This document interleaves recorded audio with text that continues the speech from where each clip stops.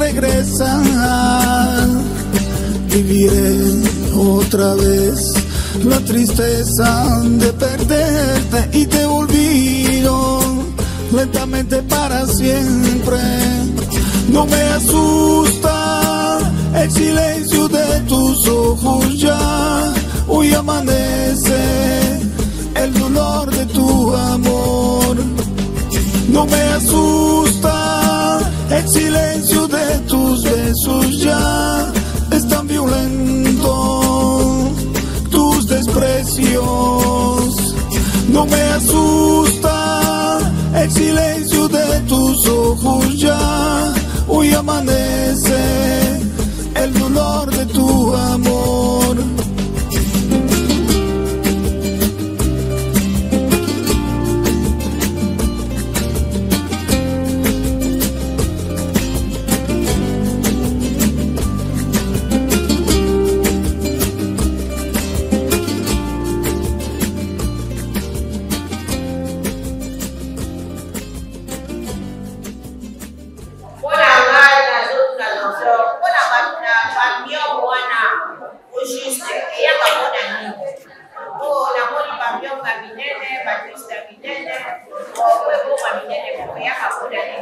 Avion, les amis, malade de la famille. Ce qui est qu'on a eu, maman a eu, nous a eu, la salle d'avion, nous avons eu la salle d'avion. Les amis, quand nous sommes des amis qui réunifiés. Sauf qu'à côté, peut-être que nous avons un problème. Moi, sinon, à Zali, on va vous dire dans le monde du Mali. Mon corps, on va dire le mot, stadion, on va dire le mot, positif. Le stadion, ça, on peut s'appeler.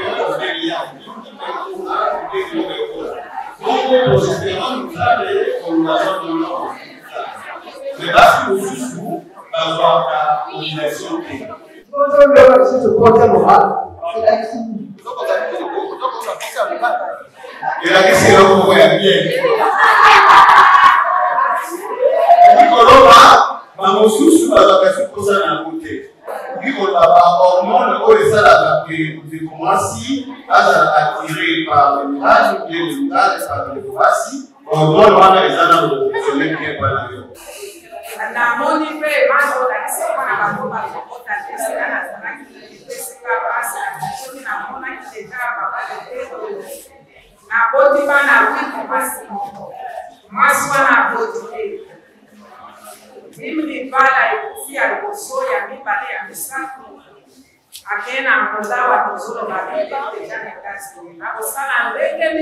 La technique on a obtenu pour ça, là, on a obtenu pour les malades. Donc, on vient de s'adresser à un médecin. On va y aller à Bontaï. On a l'autre dans les robots, les gens qui ont pour la vie. Et c'est ça pour les c'est ça pour les relations, les problèmes de l'Église. Donc, si vous pouvez ça et vous donnez en face, d'accord? Pour vous les arrêter très cher. Les États-Unis. Lui, il va donc dans la boue à venir, il va fouiller les paradisos pour qu'on ait valu pour les arrêter très cher. Après avoir fait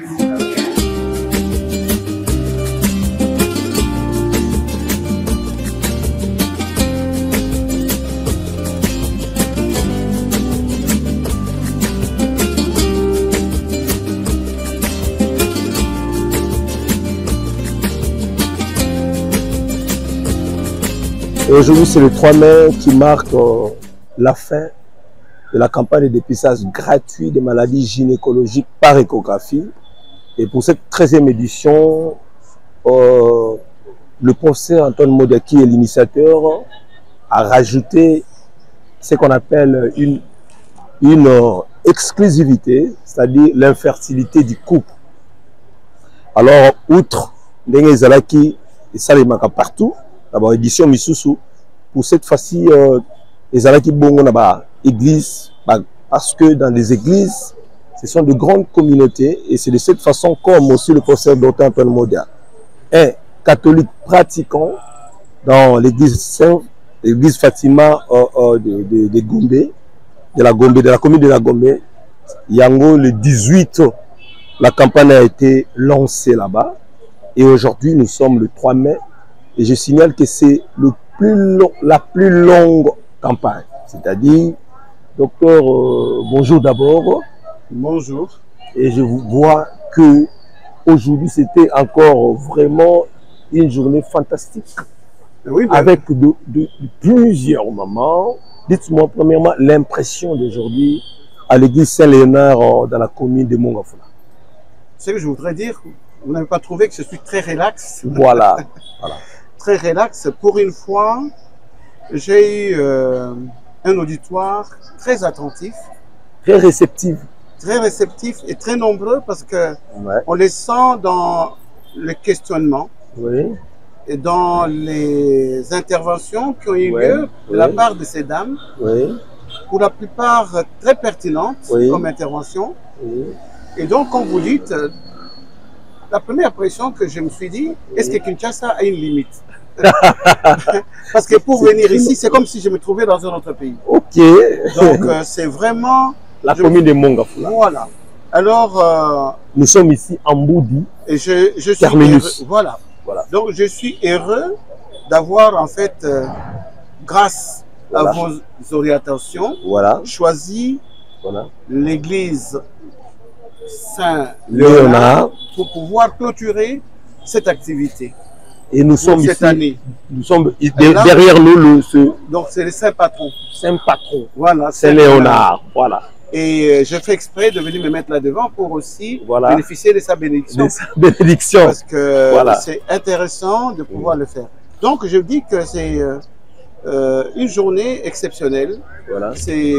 On est parti, mais là on termine, je dirais, en beauté. En beauté. Parce que l'assistance était massive et très active. Lancement avec le 18. Na église Fatima. Après église Fatima, tokendaki bongo na INBTP. INBTP, ils qui clôture les femmes d'administration de cet institut national de bâtiment, l'INC, l'IBTP. Là aussi, en tout cas, mon Bilili, comme c'était très bien passé. Et là, on a fait une petite trêve par rapport aux églises parce que les femmes de là voulaient aussi profiter de cette aubaine. La clôture du mois de la femme, c'était là à l'INBTP. Alors là, on vous a vu comment c'était passé. Après l'INBTP, nous sommes partis à... Non. Fatima, après c'était Sainte-Thérèse. C'était donc après Fatima, l'église Fatima, c'était l'église Sainte-Thérèse. Là aussi, c'était un engouement total. Ma maman Bazalaki très réceptive, Bayambaki Makasi. Après Kounan, nous sommes partis à l'INBTP pour casser un peu le long des églises. Et après l'INBTP, c'était cap vers Notre-Dame d'Afrique à Lemba. Là aussi, en tout cas, je pense que vous voyez dans les images comment c'était passé. Et c'est un parcours assez long. Oui. Il nous restait encore à peu près 2 autres églises, 3 avec Saint-Léonard. Voilà. Bon, étant donné des arrangements qui ne s'accordaient pas, on a dit on termine avec Saint-Léonard. Saint-Léonard, voilà. Pour plusieurs raisons, parce qu'en fait, le curé de Saint-Léonard, c'est notre vicaire de la paroisse Notre-Dame, que nous avons retrouvé ici. C'était vraiment une grosse surprise agréable, de pouvoir les rencontrer ici. Et l'organisation reflète les relations que nous entretenons avec ces prêtres. Donc là, je vous dis que je ne me pose pas de questions de voir cet engouement dans la salle. Et il a même dit, docteur, est-ce que vous saurez? Voilà, parce que le moment, il y en a tellement. Question-réponse, c'était vraiment... D'abord, elles sont toutes restées attentives dans la salle pendant toute la conférence. Voilà. Et alors, docteur, aujourd'hui, nous clôturons, Togominasuka, un message pour la population et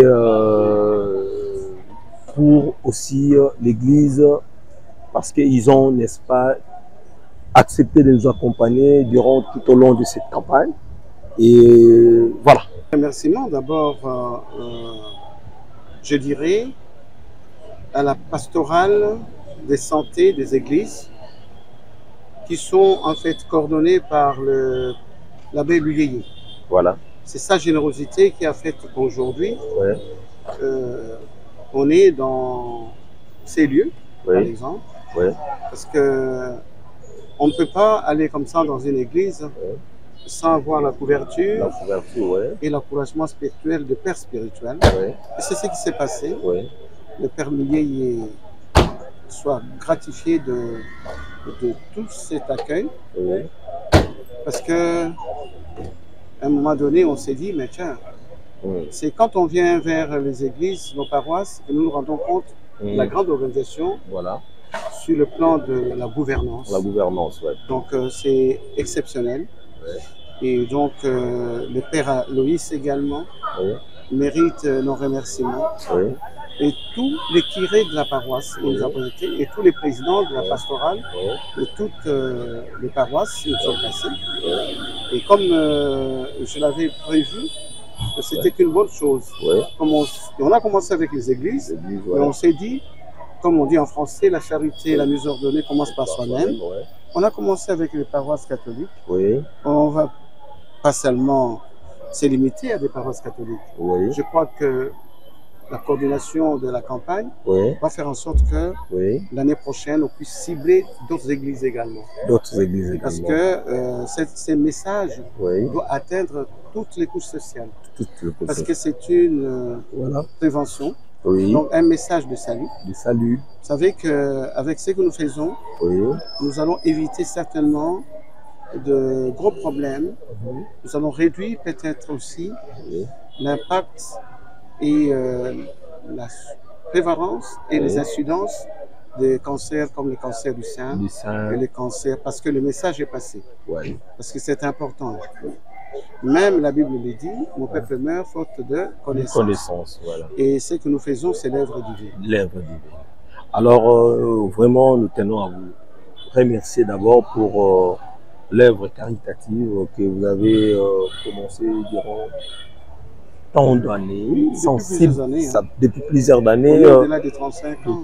Donc sans subvention, là nous devons signaler, et je pense que l'appel est lancé, et je crois que les personnes de bonne volonté, pourquoi pas aussi le gouvernement pourra mettre du sien dans ces je vais appeler l'apostolat. Oui, mais c'est de l'apostolat. De l'apostolat. Je voudrais ajouter une chose, c'est que c'est bien de pouvoir venir annoncer le bon message, la bonne nouvelle, comme on dit dans la Bible, et que vous puissiez à ces moments-là récolter le produit de votre travail. Parce que notre travail, c'est de détecter les maladies. Mais quand on détecte les maladies, il faut les prendre en charge. Ça, c'est un aspect important. Venir parler aux gens, faire des échographies, ça ne me demande pas beaucoup de moyens. C'est-à-dire, c'est de la gratuité. C'est une sorte de libéralité que nous faisons. Mais les prendre en charge sur le plan médical et sur le plan chirurgical nécessite quand même des moyens. C'est là que nous avons besoin d'appui. Le nez du problème. De toutes les personnes de bonne volonté, de notre gouvernement et des églises. À même le dire, pour que nous puissions en fait finalement rendre un service utile à la nation. Parce que ça ne sert à rien de venir leur dire, madame ou messieurs, vous aviez ignoré depuis longtemps que vous aviez un cancer du sein qui commençait, ou un gros fibrome, une maladie. Laisser la personne vivre avec la maladie. Laisser la personne vivre avec la maladie. Non, ça ne servirait à rien. Mais nous sommes encouragés par le fait que les gens nous accompagnent quand même maintenant avec les encouragements. Mais les encouragements seuls ne suffiront pas. Voilà. Donc, il faut expliquer à la population, à part de campagne que nous organisons chaque année, le lieu, parce que ça nécessite un déplacement. Et ces soins, des adresses des cliniques, des gens, si vous pouvez, et spécialité que des différents services que en fait, la Fondation des Anges, c'est une très grande organisation qui a 4 départements. Le département médical le plus développé, le département de recherche scientifique, un département immunitaire et des affaires sociales et l'agro-pastoral. Parce qu'en fait, l'objectif de la Fondation, c'est de pouvoir réduire la misère, combattre la misère sous toutes ses formes et réduire si c'est possible. Et pourquoi pas un jour l'éradiquer. Parce que ça, c'est notre objectif. Ça signifie que ça, nous faisons un travail quotidien, un travail de tous les jours, des routines, depuis plus de 35 ans, dans nos institutions sanitaires, qui sont appelées des cliniques des anges. À travers le pays, nous avons 2 cliniques des anges à Kinshasa, une clinique des anges à Goma, donc dans le Congo central, et une autre clinique des anges à Kisangani, dans la Chopo. Et notre ambition, c'est de pouvoir aller dans toutes les provinces du pays un jour, et que Dieu nous donne la force de le faire, pour que la population la plus vulnérable, la plus fragile puisse bénéficier des soins de qualité et à moindre coût. Mais pour cela, si nous arrivons à nous déplacer, nous avons des structures. Je parle de celles qui sont à Kinshasa. Nous avons la clinique des anges bovins qui se trouve sur l'avenue Mouchi, croisement Mouchi-Costa, numéro 2, juste derrière le Palais du Peuple, où nous travaillons tous les jours. Les cliniques des anges sont des polycliniques avec toutes les disciplines médicales et chirurgicales. Donc, c'est pour ça que nous nous permettons de venir détecter les maladies, parce que nous pouvons les prendre en charge dans ces structures qui sont spécialisées et qui sont bien équipées. Et nous invitons la population à pouvoir les visiter, parce que ce sont des structures, eh bien, je crois que la population mérite ces types de soins, ces niveaux de soins, et cet environnement que nous avons créé pour... qui n'a rien à envier par rapport à ce qui s'est passé. Voilà, merci le professeur Dr Antoine Modia. Je signale que vous êtes l'administrateur, président fondateur de la Fondation des Anges et professeur ordinaire. Donc là, Bandego Balandi ya Bayimboka, voilà, nous avons bandaki campagne depuis le 18 et le lot tout ça le 3 mai. Donc tout est bien qui finit bien. Bah, il y a qui tente et chance. Il y a qui participer à Rosalana pendant 3 mois Mobimba campagne. Balanda, la clinique des anges, ils ont mis bongo.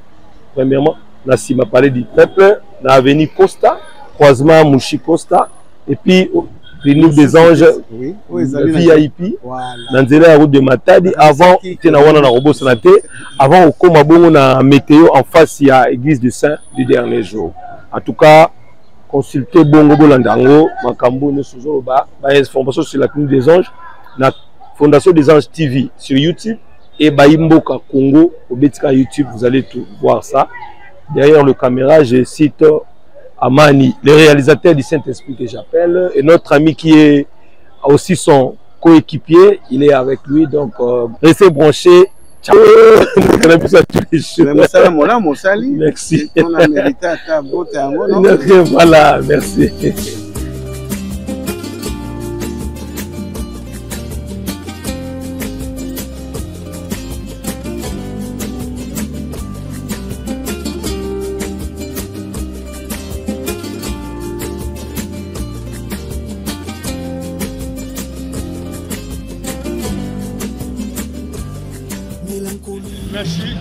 Merci beaucoup. Et mon par rapport à notre descente, par rapport à la Fondation des Anges et à l'initiative en tout cas, c'est une bonne chose. Et je crois que ce n'est pas la dernière. Puisque nul n'a besoin de l'exprimer aujourd'hui.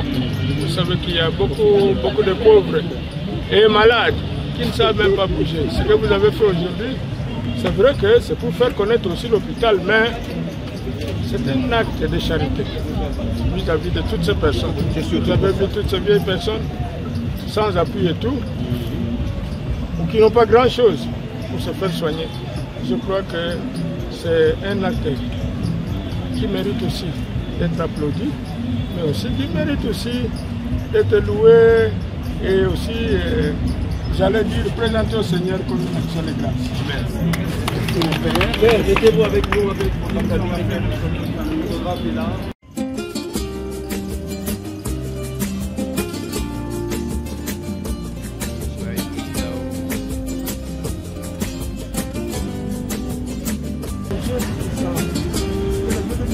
savent également qu'il y a plus de malades aussi à travers son fils. Bénisse vos vies, bénisse votre hôpital et votre travail. Au nom du Père et du Fils et du Saint-Esprit. Amen. Voilà, merci beaucoup. Bon retour. C'est le plus beau cadeau.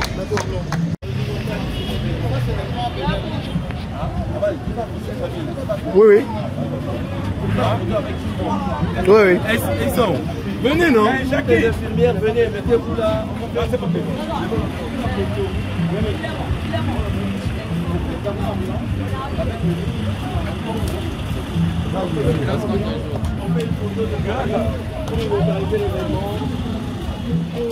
Toutes les filles autour de moi. Non, elle viendra. Elle viendra. Même photo A.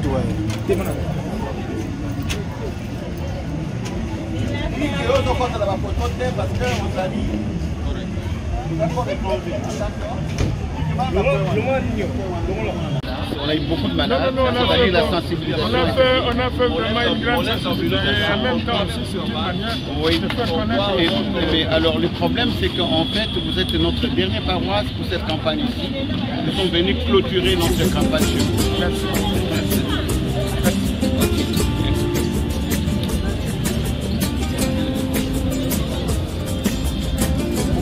Bon, Jules, qu'est-ce que tu vas concrètement? Je gère dans cette minute.